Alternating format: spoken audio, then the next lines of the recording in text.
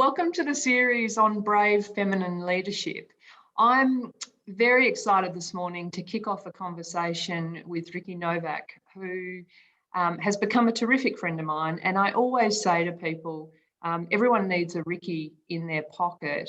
I'll ask Ricky to introduce herself in a minute, but before we do, Ricky, I always remember the sort of sheer panic I felt at us first meeting, or the sheer panic I was in when we first met. I was sort of 4 years into my CEO tenure, and I was invited to deliver a keynote presentation in the US, which all felt good until they told me it was 75 minutes. And the cold sweat sort of came over as I thought, how on earth am I going to stand up and talk to an audience for 75 minutes? And you and I were introduced at that point, and you just helped me build, I think, an incredibly well-received presentation on building transparent cultures and transparent leadership. And I can't thank you enough. And as I said, you've become a great friend since then. So for the people in the audience who haven't had the chance to come across you, Ricky, who are you? Tell us a little bit about yourself. Thank you. I'm excited to be here with you and those listeners today. And thank you, Melissa. It's interesting when someone is asked to introduce themselves, because we tend as women to err on the side of more humble leadership and humble introductions. And I guess there's an opportunity here to tell you all about me, but what I really want to tell you is that my passion for who I am and what I do is striving to help good people become great leaders, personally and professionally, and reap the rewards in whatever those rewards are, whether it's commercially, whether it's through reputation, it's branding, whatever it might be. I came from a theatrical background, and I use a lot of theatre in how I coach, how I present, and how I deliver workshops. So who I am is made up of someone who's got a lot of energy, a lot of motivation to drive people to do their very best, whatever that might look like, to trust themselves. And to give fabulous feedback, Ricky. I think you are wonderful at giving very, very direct, honest feedback to people that, and you make it easy for people to receive that feedback. I think that's a real skill. Feedback is hard to deliver when it's contrived, and it's hard to deliver to people if you don't really know what they do or see them do what they do.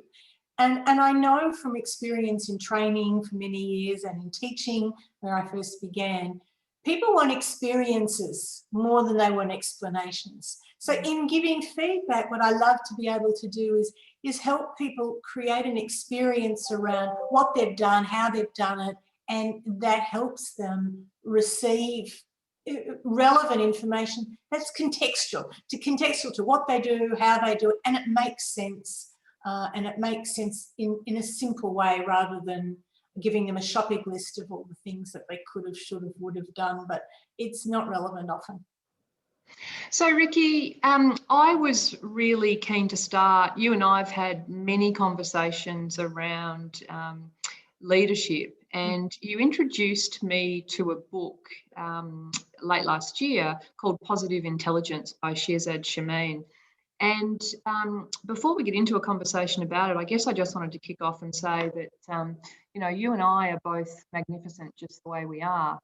And it took me a long time to be able to, say that sentence, or, I'm perfect just the way I am. It took me a long time to kind of say that statement. And I think, like so many other people, all of us have feelings along our career journeys and the like of self-doubt, or we lack in confidence at various points, all those sorts of things. And this book, I just found it really insightful into starting to help people understand that we all do, we're not alone, and what kind of sits behind some of that. I wonder whether I might ask you to just make some comments on it, or just introduce it a little bit to us. Sure. Positive intelligence it's like an emotional intelligence. It's around how we see ourselves and how we can be our very best, and listen to the voices within us that that drive us for the right reasons, and eliminate the voices that sabotage us along the way. And when I came to this body of work, I came to it in learning how to use it for coaching for my clients, because people come to me for all sorts of reasons, but one of the things that we often explore in coaching is how to be their best self when there's a lot of, as you said, self-doubt, or they've got the imposter syndrome, or they want to try something different. So which voice is stronger, and which voice are they going to actually listen to? Interesting, like with any body of work, I think, when you really explore it as a professional, you have a goal to be able to deliver this body of work, to be a better coach for your clients. But there's always that lovely piece that touches you yourself to say, what am I learning on a personal level around this too? So it makes sense, because if you only externalize it for someone else, I think we don't empathically feel it for our clients as well. And we've got to put ourselves in the shoes of our clients often. And I think this book and the videos that accompanied, and the app that accompanied, and that the stillness that accompanied many of the thoughts around this, actually gave me an introspection into positive intelligence. That wasn't, wow, I'm fabulous, this is amazing, and I will get through all my saboteurs, but actually grounded me in terms of coaching to stop, pause, take a breath, and really reflect on better questions to ask, better situations to explore. And I've actually got the book here if anyone's interested to have a look at it. And I don't often promote other things like this because it's all subjective. But I do think that there's a lot to be gained from looking at the different intelligences that we have. And there are many, many intelligences, and that's what's explored here. So the book does bring up, and I think the part that I found most relevant was when it talked about the different saboteurs that I guess can get in our way at various points in time. And it encourages you to take a little test to work out what saboteurs are perhaps your greatest obstacles at that point in time. And I think you and I shared a little bit of a laugh about that, because we may have shared a couple of the leading saboteurs. And I'm very comfortable to share that mine came out as a controller, hyperachiever, and restless, which sounds like a terrific description. But the point I wanted to make about some of those, Ricky, is that when you read behind the description of some of those labels, it talked very much about things that I think are very common themes for a lot of females in leadership. And, you know, one spoke about that perpetual busyness, you know, busy and exhaustion and jumping from one thing to the next and not necessarily remaining sort of focused. The other one was being dependent on external recognition for your kind of self-acceptance and worth. And I wondered, you know, you do coach an extraordinary range of individuals. Are there common themes that you see come through with people that are approaching you? There are common, and then there are not so common, but whatever they are, they're somebody's theme, and that's what we've got to work on. I guess, first of all, I'll say that it gives people comfort to know that they're not alone. Yes. It gives comfort for people to say, yes, I'm really restless too, and I own that. And yes, while I'm not a controller in that sense, but I don't delegate particularly as well as I should. So there are parts of all of that that I think we share. So the themes that are perhaps, or the traits that are experienced often, are the restlessness, especially for high achieving women who I typically tend to work with: lawyers, accountants, financial advisors, people in very demanding roles, in senior roles, in their professional services capacity. And, you know, for them, it's all about being able to manage. And when COVID hit, not only did they have to manage their role. They had to manage their teams virtually. They too had to manage families at home, and they didn't want to drop a ball. So they were very restless in trying to accommodate all the extra demands, and were not particularly good at putting up their hand to say, phew, you know, I'm just as exhausted, and yes, right now I'm not as resilient as I would like to be. And you know what? That's okay. It wasn't okay for many senior women, and the intelligence that was sabotaging them was the fact that they didn't want to let go of that control that they feel they're best in. And that's it, they're their best and they operate like that. We're going to let them operate exactly the way that's going to make them thrive. But, you know, the last 9 months have been, have had such extenuating impact on high achieving women, where the saboteur really came out, that I have to manage, I can't let go, I have to be resilient, I can't let people down, I'm not going to delegate this because they're not managing, how can I ask them? Yes. So that was coming up really often in our conversations. So that sort of almost over responsibility of checking around to make sure everyone else is okay and taking more on. Correct. Yeah. And, you know, behind closed doors, or like you and I are now having a what feels almost like a confidential conversation. And this is what we would be having on my Zoom calls because we couldn't meet face to face. But interestingly enough, there's quite a lot of intimacy in what we're doing right now. I feel like I'm talking to you, and I'm talking to those who are listening. But the focus was really on how to support people, and not feel that internal pressure that was bubbling up. And it was a lot coming from within. It wasn't even so much external, because everyone was feeling it, but it was the pent up anxiety from inside that was hard. Ricky, I'm exploring, I guess, a range of themes, but one of the themes is around female leadership and the fact that it appears to have stalled in terms of our progress with the numbers of females in senior leadership positions. You know, I'm interested, and I guess we all are, to see, will COVID be a positive or negative contributor to that? But, you know, if I ask you to think about your kind of thoughts on females in key leadership positions, and I see two areas come up time and time again. One is that there are some structural challenges.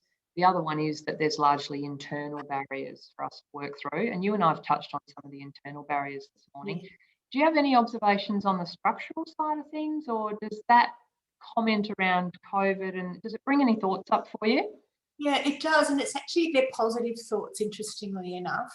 I think in a way, this opportunity, we have an opportunity now to reset and reconsider how we might progress. There doesn't seem to me to be the same mindset going into 2021 as there was last year. But we could blame a lot of things on COVID last year, and we did.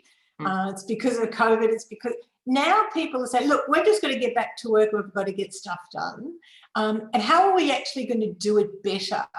So it's almost given us permission to say it wasn't fabulous beforehand.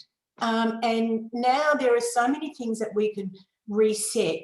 What can we actually do that's going to enhance our business, our reputation, our brand, and our personal brand as well? And this is the structural changes that I'm seeing happen, because everybody genuinely now wants to create a better workplace. And there is a calling for all of us to contribute in better ways, in different ways. And we've got a legitimate opportunity to do that. We perhaps didn't have that 12 months ago, but now we actually do. So if you consider that the structure is there and it's going to block you, now we can actually reconstruct the narrative, reconstruct the conversation to say we can look at this leadership opportunity now to drive business where there's a commercial imperative to change the way we do business, and we, with a plan in place, you know, that playbook as everyone's talking about writing the playbook, this is an opportunity to look at the structures, refine those that didn't work, kick them out, get rid of them. They weren't fabulous before. Refine the ones that were okay, and then look at distinctive and breakthrough strategies in structure that people will be more open to now, because there is no negotiation anymore. We don't have time to mess around. I mean, how many times have you heard, and I think people will see this, that strategies, for example, that were planned on taking say even up to 6 years to push through, or 3 years to push through, actually they did it in 3 months, in 3 weeks. Sure. Yeah, sure. It just changed. We have a swell and an urgency now, and if women can look at those structures and come up with some solutions, not the problems associated with it, but with the solutions, put them in the playbook and try and do their very best, harness the collective energy of good people in the organisation, not just women, but champions of change everywhere. I think we're actually at a pivotal time to change the structure. Yeah, I think it's great what you say, and a lot of people have made similar observations around, you hear people talk about, let's get back to the way it was. Well, the way it wasn't fabulous. So, let's use it as an opportunity to do something different. I think the bigger part of the picture that I'm hearing, though, is really that internal sort of battle that people have. The imposter syndrome that you flagged a little bit earlier. I wonder, can you expand on that when you talked about the imposter syndrome people have? To me, it begins and ends with self-trust, the trust somebody has in themselves. People often say, I feel an imposter, I was standing on that platform, or I'm doing that job. That is because at the beginning of any new job or any role, potentially, you're not yet equipped with the skills you need. It's like driving. You get your P plates and you drive, but you're not yet a driver. But so you feel like I'm a driver, but the imposter's going, oh no, I'm not, I'm really scared on the road, but I wouldn't tell anyone because then my mum wouldn't let me out. However, people often feel there's an imposter because suddenly they've found themselves in these roles or doing things that they weren't trained with. They never saw themselves doing. They never grew up thinking, I want to become an X, and now I am. The things have changed. So the imposter syndrome has often been driven by others, not themselves. And what I'm seeing from a lot of my clients right now is when they say to me, I don't feel like, I'm good enough for this role, and here I am. Often when I unpack that a little bit, there's been conversations with people in their past that's told them, you aren't good enough for that. You can't do that yet. You've got to wait till you're more experienced. You've got to wait till you've got some more skills. Or you just got to wait. You're a woman. You're a mother. You have to wait.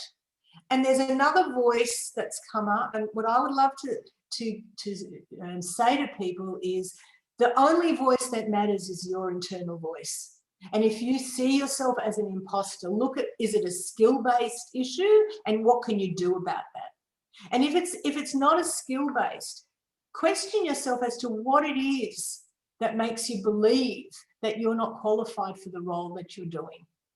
And often when you pull it apart, you'll actually find that the foundations are weak, and we can break those down.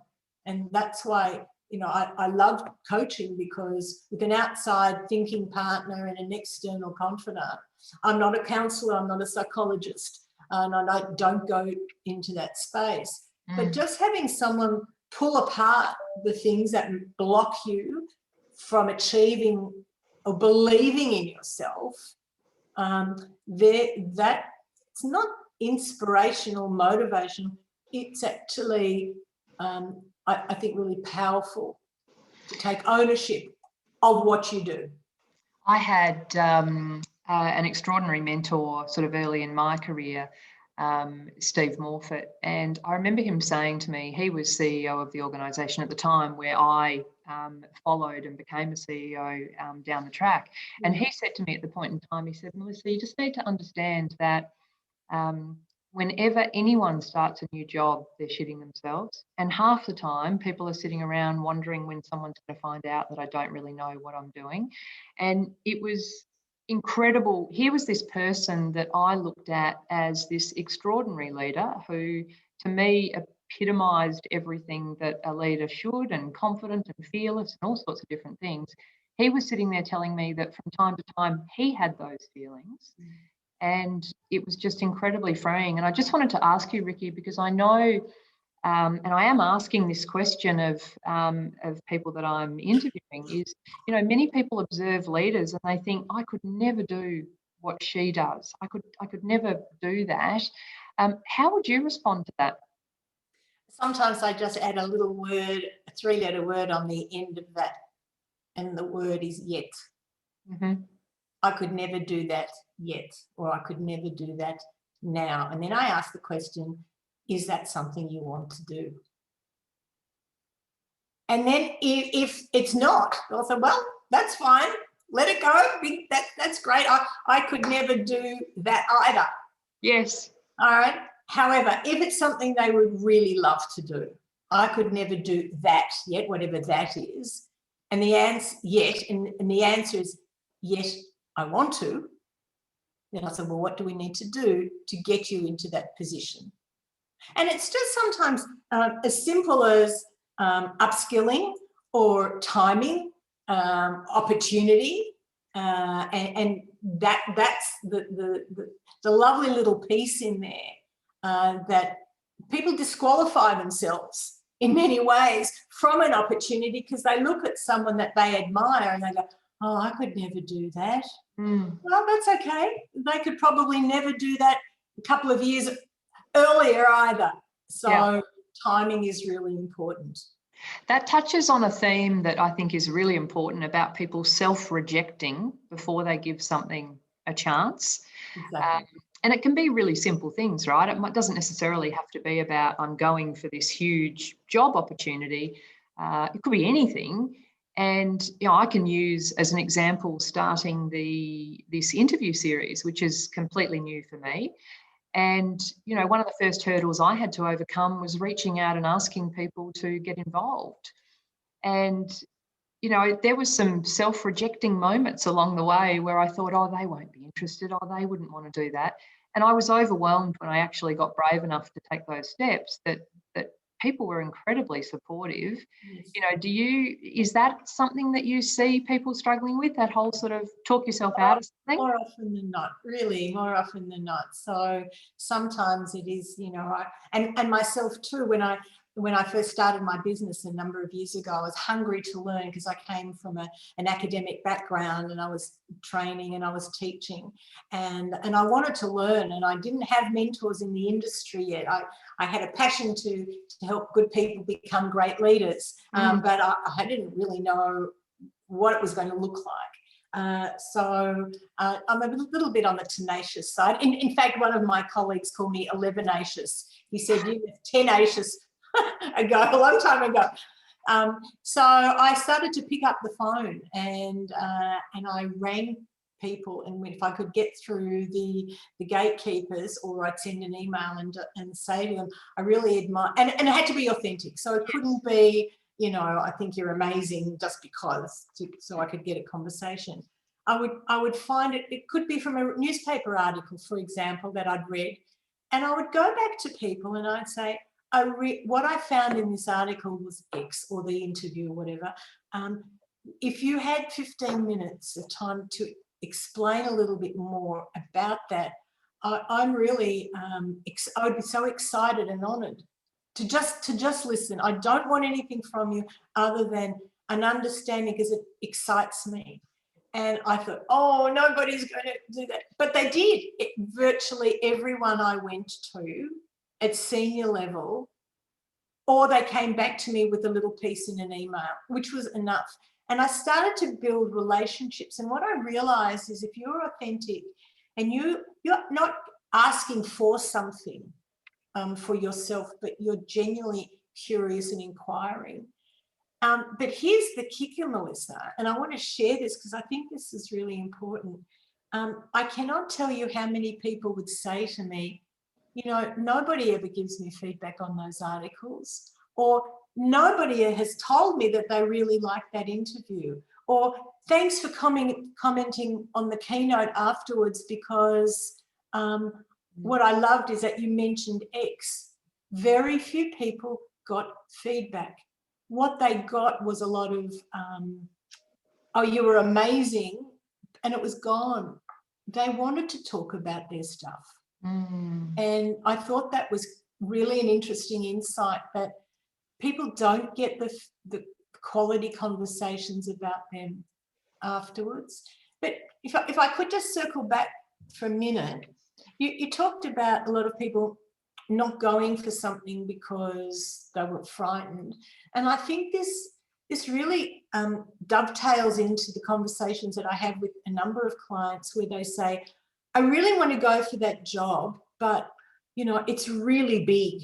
And I go, yeah, go on. It would mean that I would have to travel. Well, we don't know about that yet now, but it would mean a lot of travel. And it would mean that, so much pressure. And it would mean that, and I'm hearing all of these chinks, and I don't know if I'd cope. I mean, I'm barely coping as it is right now. And I'm barely able to manage the home and the kids and my partner. And if I had to travel, how would I manage my family? And before they even finish the conversation, I realised is that they're actually talking themselves out of it. Absolutely. And for those who went for the job and got the job, we then looked at how they're going to get additional support.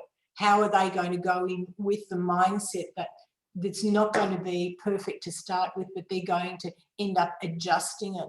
Because those who talked themselves out of the job because they were fearful that they wouldn't cope was a mechanism for trying to just say, look, I couldn't cope at home. It was an excuse. Yeah. Those who got the job, they were equally equipped as those who didn't go for the job. And it was a mindset that just separated them. Yeah. I've got another interesting story that will come out in this interview series of an incredibly successful person who shared a story with me where they didn't apply for a job. It was a very big senior role. And their logic for not applying for the role was, look, I've worked here for a while. If they wanted me to apply for the job, they would have come and asked me. Yeah. And afterwards, they did come and ask. So afterwards, they came and said, we were so surprised that you didn't put your hand up for that role. And, you know, she was kicking herself at the time, but it speaks again to that waiting for external validation before we, you know, waiting for someone to come and tell you, you should do this, we want you to do this, you're the right person for this, before people sort of stick their neck out. I had a conversation with a young lawyer this morning, a female lawyer in her early 40s, who has asked her counsel. She's also a senior counsel for something, and she has waited 3 months for an answer. Okay. Oh, it's coming up to Christmas. They're busy. They're going to go on holidays. They haven't had a meeting with so and so yet. So I said today, have they had a meeting? Oh no, they've just come back. They haven't had a chance.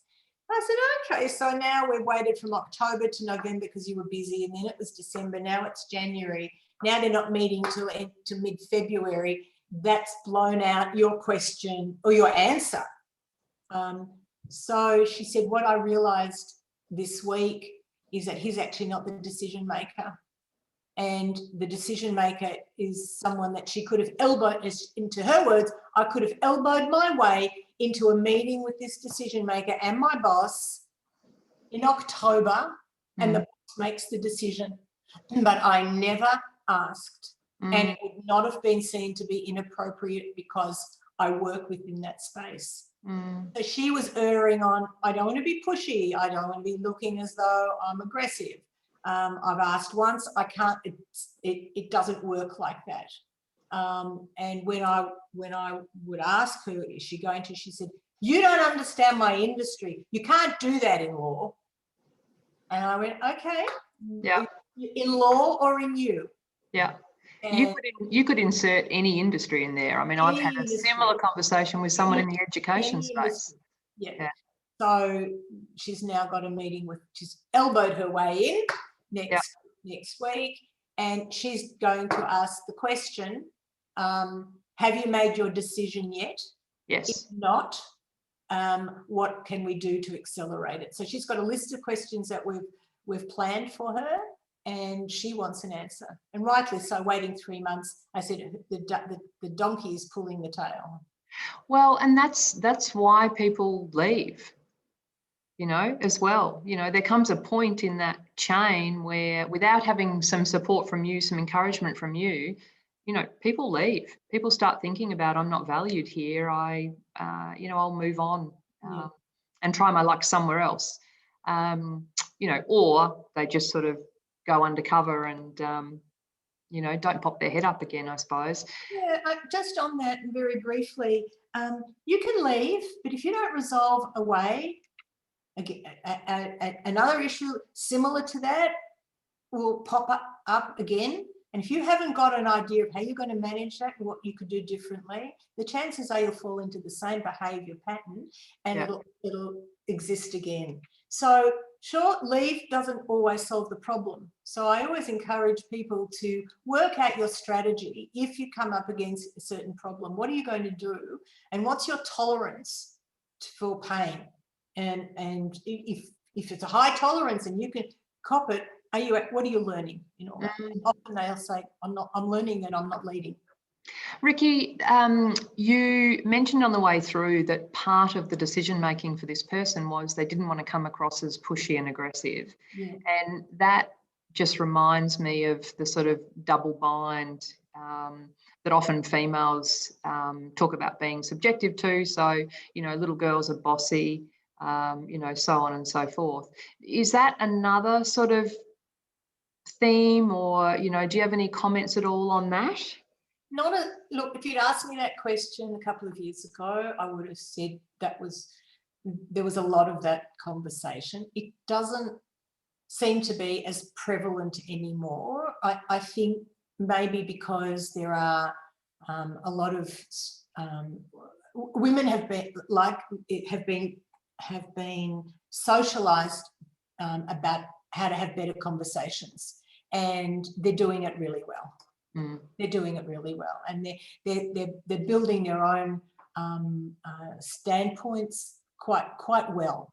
But there are still some women who will default to what they believe will be a more masculine approach to their communication, because they may feel that that's going to be more effective for them. What happens is that if it's not an authentic style and it's not part of who they are, it's so contrived and so uncomfortable that everybody, feels awkward about the whole thing. Yeah. So I don't see it as much, but I still do see it, especially if people are trying to showcase themselves in a meeting, but not necessarily going for a job. Okay. I sometimes have observed people who are new in their leadership journey who follow what they think their perception of what a good leader should look like. Often they haven't had great role models to follow, but it's an important comment you just made about people getting comfortable with who they are and who their leadership style is, and not necessarily trying on what they think a leader should look like as well. So, Ricky, I wanted to ask, just turning it around to yourself a little bit now, and, you've had, an incredible journey creating your own business and being very successful in that arena. When have you felt most vulnerable? Oh, I think every day I feel vulnerable in some way or form. And I think the humility that comes with being vulnerable makes me stay focused and stay real. So I'm not too proud to say there are times in my job that I find very hard. There are times in my job that I don't like. Technology, for example, can be a real challenge. You know, I'm presenting webinars and things to Europe at 11, 12 o'clock at night from my office. You know, I'm not mad about that, and I feel vulnerable. If technology goes down, what happens? So there are awkward moments. But there was a defining moment which I'd like to share with you. I think it's worthy sharing, because this was something that changed the way I saw vulnerability and changed the way that I managed. About 10 years ago, I was working in Asia, doing a keynote in Malaysia, and we had a very senior government audience. There were maybe 400 people in the room, segregated audience, it was quite religious audience, etc. And I got onto the platform not having had any time to prepare myself before I went on, because I was involved in conversations with the person who had brought me in from Australia. And I looked at the audience, and there was such a stillness and quietness in the audience that somehow I lost me in there, and I didn't know why. I just didn't feel I could be me. So I started my presentation, and I used every big leadership word that I knew. The presentation topic was how to negotiate in difficult circumstances, something like those lines. Yep. And after about 20 seconds, I dried up with big words. Couldn't think of another big word. And the terror. The terror. And I was so vulnerable. I was so exposed on this international platform. And I looked at this audience and I thought, what did I do? What did I lose? Why did I lose myself? And I'll share with you what I did, because I trusted myself, number one. And I stopped. And the man who had booked me was sort of looking like this, thinking, that was pretty bad, but now what, you know? So I walked to the front of the stage and I actually stopped and I said, have you ever been in a situation where something you've done or said didn't go as you'd planned it? And I nodded and I smiled. I said, have you just wished that the floor could open up and you could fall in and you could just go away and no one would ever find you again? And they nodded with me. I said, yeah, because that's just what's happened. And I took a breath. I transitioned to another part of the platform. I said, look, I've come here as a leader in negotiation to talk to you about this topic, but I think what I did in the first 20 seconds was not what I came to do. Would it be okay if I could start again? And I started laughing because I was so exposed. Yep. And I said, would that be okay? And I kept nodding, and I had 400 heads nodding with me. I said, oh, I'm so glad. And I just transitioned again, which is a presentation skill issue. And I did a really nice presentation. So the learning in all of that is you have to trust yourself. Vulnerability is a vulnerability at a certain moment. And we've got to look at that as leaders in business. And when we realise that we are terrific at so many things, but a certain intensity of situation, a scenario, a person, a skill, at that point, we are vulnerable. But it doesn't mean we have to stay vulnerable. And the narrative in our head, that positive intelligence in our head to say, I'm not going down the pathway to sabotage myself any further. I have to recover. And it's the speed with which we recover that matters. Not that we screw up and make a mistake. And nobody killed me because I made a mistake. No. But I would never have been invited back if I continued. Yeah. So recovery, own up and then show up. Own up that you mucked up, show up as your best self. And I think maybe that's the best way to explain it. I felt like I was on the stage with you then, Ricky, when you when you shared that moment about, you know, let's wish the floor would open up. You know that part of this series was inspired by Brene Brown's book, Yeah. and around her kind of call about the world needing brave leaders. And I just wonder, by way of a final question, if I can just ask Ricky, from your perspective, Yeah.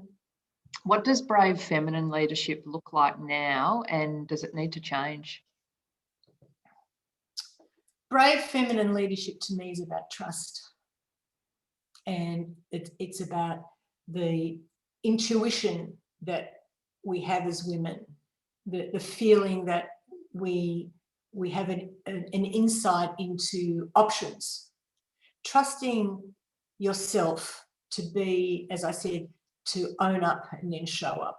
Mm. And the feminine part of leadership is about being true to your traits, being true to what makes you tick and how you come across. So your brand, are you comfortable in the brand? I mean, you know, over COVID, no one looked like their LinkedIn photos anymore, did we? Everybody was in their tracksuits and puffer jackets.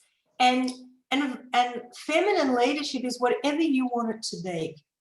You know, you as a woman, as a person, as an individual, someone who is capable of addressing problems and situations with their people, but fundamentally someone who is, as I say, comfortable in their own socks.